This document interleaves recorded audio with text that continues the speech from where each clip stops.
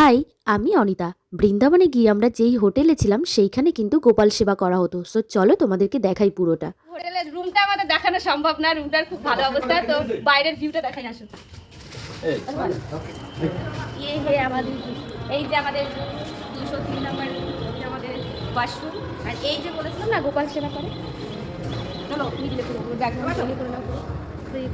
হ্যাঁ যা শাশুমা, মা, আর এই যে জামাই আসো, আর এই যে আমার কাকিমা, কাকিমা।